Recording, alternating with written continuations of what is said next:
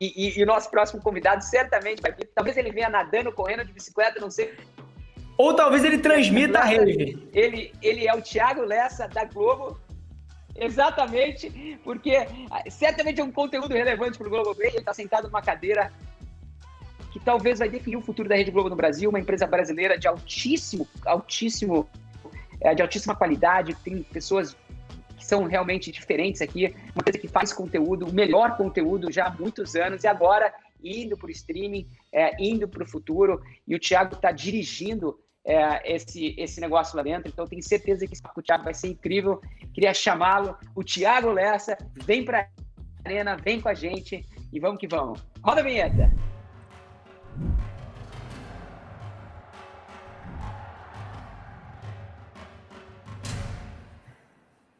Rafa, você tem noção que a gente está sentado na frente do futuro da Rede Globo no Brasil? Quem diria que o cara que está no Globoplay é o cara que vai escrever um novo capítulo da história de Globo nesse país? Incrível, seja bem-vindo, Thiagão. Obrigado. Que isso. Não vou nem falar mais nada. Posso ir embora já? Agora? Depois dessa, é melhor ir embora. Mas obrigado. Thiago, me explica uma coisa. O que está acontecendo nos serviços de streaming, nesse OTT? Né?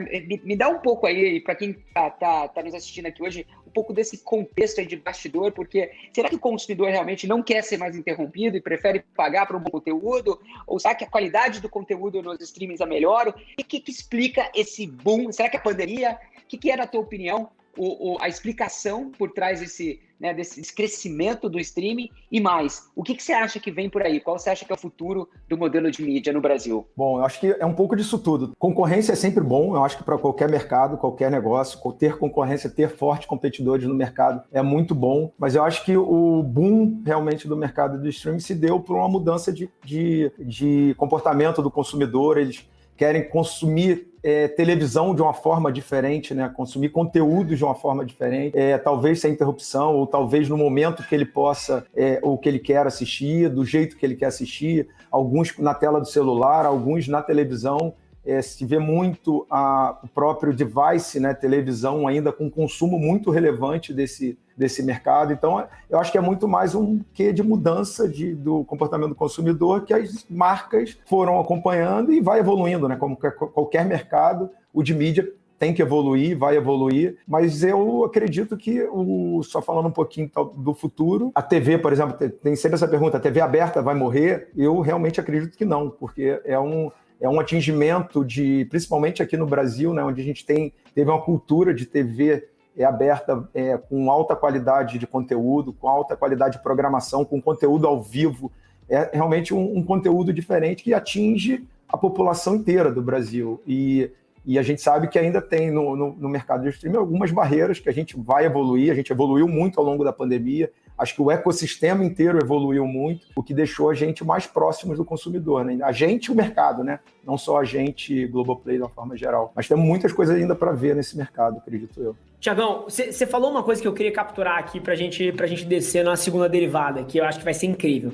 É muito interessante porque tem décadas onde nada acontece e tem meses onde décadas acontecem, né? E acho que os últimos 18 meses foram alguns meses onde aconteceram algumas décadas. E você falou de ecossistema e da evolução do ecossistema, e sem sombra de dúvida, um player relevante que faz parte do ecossistema são as marcas.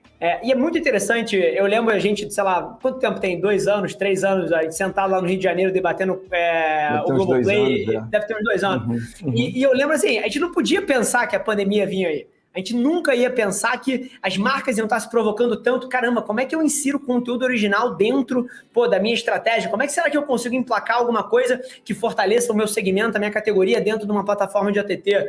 E como é que você viu a evolução das marcas, dos anunciantes? Você estando à frente de uma das principais plataformas do mundo hoje em dia, como é que você acha que foi essa evolução especificamente para as marcas?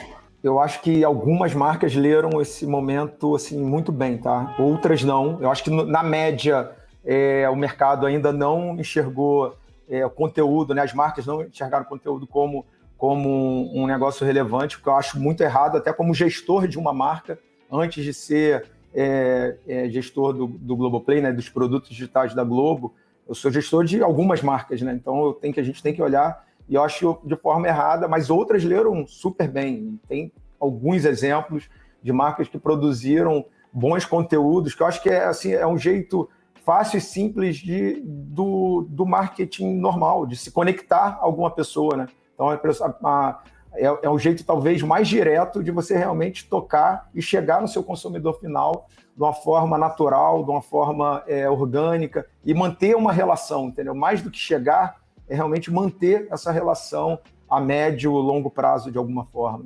Acho que provavelmente, assim, pelo que a gente vê mundo afora, algumas marcas ainda vão migrar para isso, mas acho que ainda tem um mercado inexplorado enorme. Agora, Thiago, com base no que você acabou de falar, como é que uma marca pode entrar no mundo de streaming via uma Globoplay, por exemplo? Tem algumas formas, tá? Assim, tem desde da própria marca produzindo o conteúdo dela, tem exemplos como a Ambev já fez, a Red Bull, acho que é uma referência dessa, né, no mercado como um todo, de marca que produz conteúdo pensando no consumidor dela, e assim, é conteúdo de relevância, tá? Então, assim, acho que a gente está falando aqui de conteúdo, não está falando de publi conteúdo, é realmente pensar primeiro na qualidade, na afinidade, na identificação com o público-alvo antes da marca, entendeu? Tem exemplos de conteúdos que a marca pouco aparece nisso tudo, mas ele conecta de alguma forma ao consumidor dela. Então tem desde a marca produzindo o conteúdo até,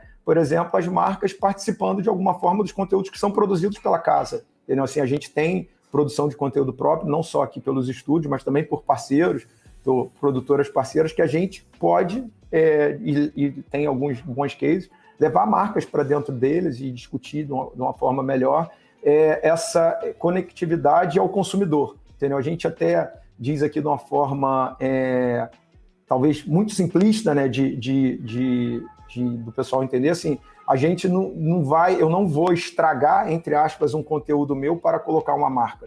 Eu estou colocando a marca ali dentro porque ela é natural, ela faz parte desse processo, ela faz parte dessa história, então ela vai entrar naturalmente na história, no enredo, e vai chegar naturalmente no consumidor, né, em quem está assistindo. A gente tem que estar sempre pensando, a gente como veículo aqui no caso, né, e as marcas, no consumidor final, entendeu? Então eu não quero botar um publi de, sei lá, de 10, de 15, de 20, sei lá, o tempo, no meio de um conteúdo meu. Não é esse o objetivo. É realmente que essa conexão seja natural. Não, é incrível. E é curioso aqui, porque você falou de relevância, e é relevância para o consumidor final, né? Não é para a sua mensagem de marca, necessariamente, que você quer empurrar a goela abaixo das pessoas. E é claro que você tem como fazer isso de uma maneira inteligente para que os dois sejam atingidos. Mas eu queria falar de um outro assunto.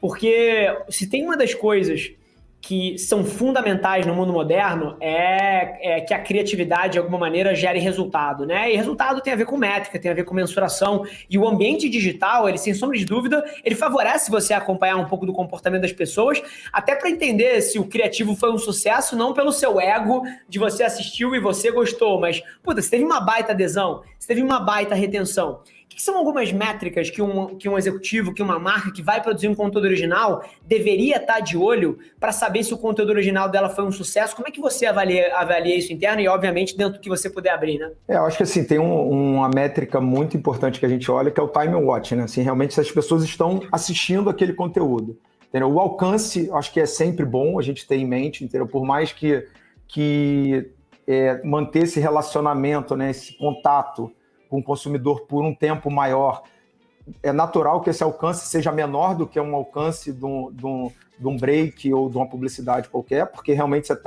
já tem um público menor ali, mas eu acho que é muito essa questão do time watch e da recorrência, né? Geralmente quando a gente está falando de conteúdos com mais de um episódio ou mais de um capítulo, acho que o mercado como um todo tem que olhar muito. A gente olha muito isso aqui dentro para os nossos conteúdos, porque, como eu disse, assim, antes de ser veículo, nós também somos gestores de marcas, né? Então, quando eu lanço uma série, eu olho muito quem está assistindo o primeiro episódio e como é que está sendo a completude disso, entendeu? Não basta a pessoa só assistir um episódio se ele não assistiu a série Thiago, inteira. Uma pergunta aqui, só para continuar e descer mais um nível nesse porque você estava falando do time watch, estava falando da recorrência, a pessoa assistindo, brotou na minha cabeça aqui uma ideia de métrica, e isso poderia ter um valor tremendo para um anunciante, para uma marca que quisesse construir um conteúdo original. O que é? Cara, você lançar um conteúdo original na plataforma, e no seu caso o Globoplay, você, por exemplo, monitorar o número de novos assinantes que assinam e imediatamente vão assistir o conteúdo novo, né? E eventualmente até um comportamento de maratonar aquele conteúdo logo após assinar. Vocês já estão começando a conseguir entender se conteúdo original está gerando resultado de negócio para o Globoplay, por exemplo? Uma nova série gera novos assinantes, vocês mensuram isso? Porque para um CMO ou para uma CMO isso é incrível, porque ela lança um conteúdo original e acompanha um período de atribuição ali, cara, de novos clientes, novas coisas e novas bases, né? Isso já é possível? Como é que você tem olhado? Muito, muito. Achei assim, a gente é aficionado aqui pelo consumidor e por números, tá? De alguma forma. Então, acho que números muito para trazer o que o consumidor quer e para a gente melhorar o produto de alguma forma, pensando sempre no consumidor. Então, consumidor e números e data, né? Tá sempre aqui na nossa pauta. Isso que você falou, Rafa, a gente pode ficar aqui alguns dias falando de métricas, de como que a gente olha. Mas, assim, tentando dar uma passada muito rápida, a gente tem sempre uma visão, em qualquer conteúdo que a gente faça, de aquisição e engajamento, né? O que eu trago com esse conteúdo e o que eu engajo, tanto quem eu trouxe quanto a minha base atual. Então, a gente tem sempre essas duas visões. Tem conteúdos que a gente produz pensando muito mais no engajamento de longo prazo. Um exemplo, claro, sei lá, uma novela. Uma novela tem vários episódios, entendeu? Então, eu estou pensando realmente em manter aquela pessoa dentro do ecossistema. E assim, isso é desde o pensamento de TV aberta, tá? Da TV como um todo. Não é uma coisa nova só do streaming agora. E tem conteúdos que é um pouco mais tiro realmente. Eu preciso produzir um conteúdo XYZ para atrair um público XYZ, entendeu? Então, assim, a gente tem muito essa visão e de recorrência, de tempo, de consumo, aonde que a pessoa está parando, por que ela está parando naquele minuto, entendeu? Se tem uma quantidade grande de pessoas começando a assistir um conteúdo e parando mais ou menos no mesmo período, ou no mesmo episódio, ou dentro desse episódio, dentro de um time qualquer, é porque tem alguma coisa ali, tem informação, entendeu? Então a gente tem que olhar aonde que dá o gatilho, entendeu? Você tem sempre um número X de pessoas, vou botar grandes números, 100 pessoas começam a assistir o primeiro episódio e é natural que 70, 60 passem para o segundo. Puta, se passou 80, tem uma coisa boa aqui nesse primeiro episódio. Se também passou 40, tem alguma coisa errada. A gente tem que olhar, entendeu? Para estar olhando isso o tempo inteiro. Isso, sim, é porque Exatamente. A gente tem um ecossistema de dados enorme, mas o grande ponto é assim, para que a gente precisa dos dados, né? E não assim, por que eu tenho os dados e para que eu vou usar ele. A gente primeiro olha o que eu preciso, o que eu quero, e aí a gente vem atrás dos dados que eu tenho. A informação está ali.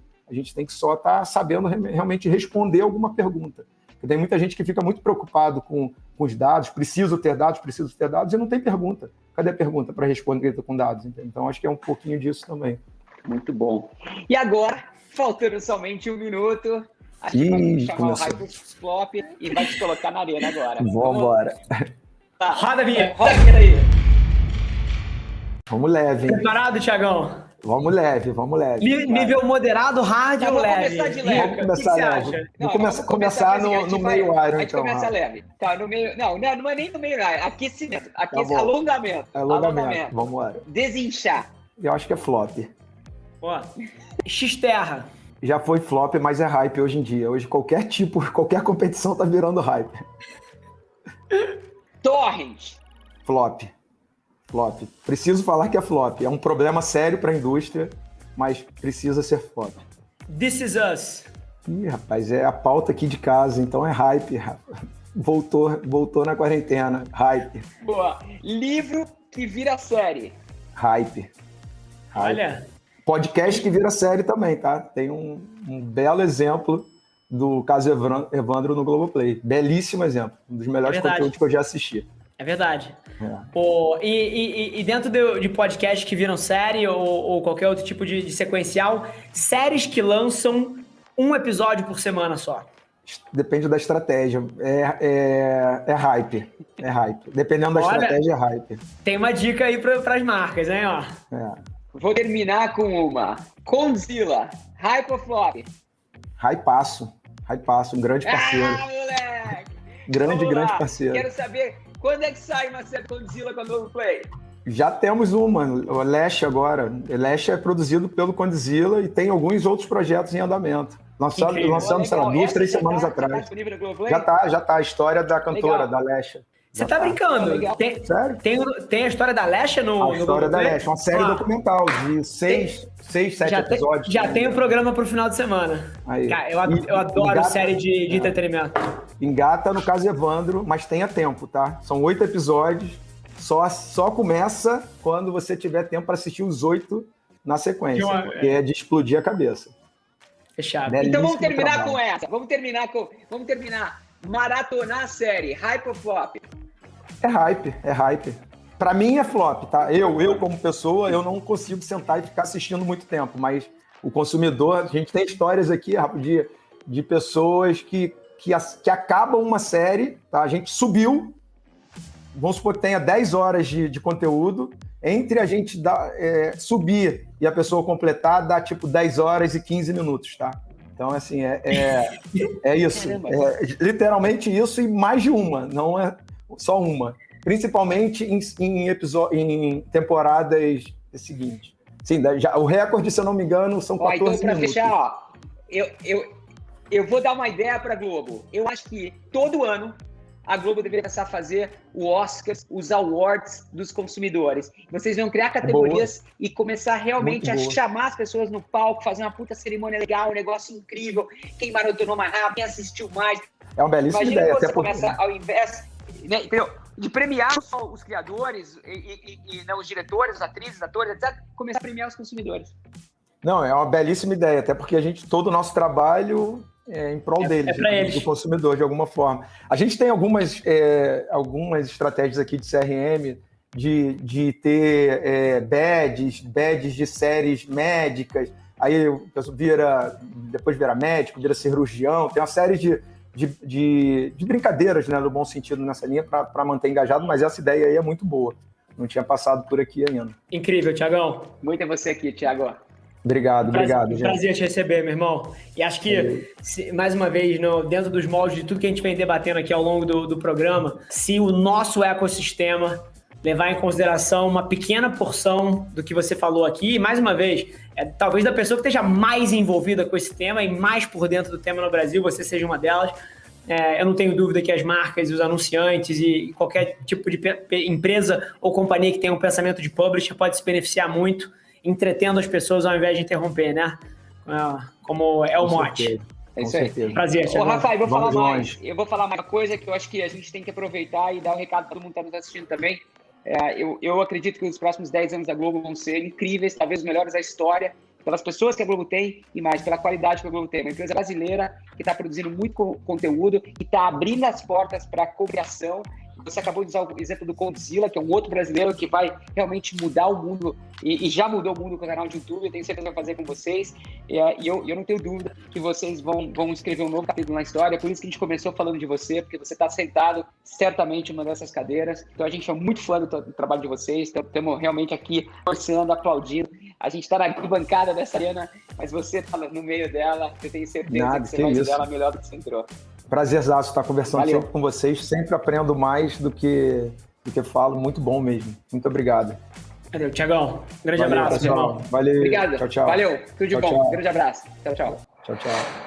Incrível. O Thiago é muito curioso e quando você está na trincheira, vivendo as mudanças que estão acontecendo no mundo, você começa a colecionar algumas histórias, né? A gente mencionou brevemente, ele acho que há 2 anos e pouco atrás eu estava lá no Rio de Janeiro na reunião com o Thiago e a gente estava falando de uma série de coisas sobre conteúdo, Globoplay, como é que as marcas poderiam se conectar. Ele estava comentando um pouco da visão dele e o que a gente fala sempre no começo da arena, né? Que não vai ter um novo normal e é sobre como você se adapta.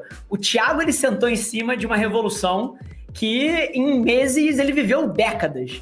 Então é muito curioso poder olhar para trás e ver que tão rápido ele precisou adaptar tanta coisa e acelerar tanto na velocidade da cultura, né? Porque no final do dia é o denominador comum aqui.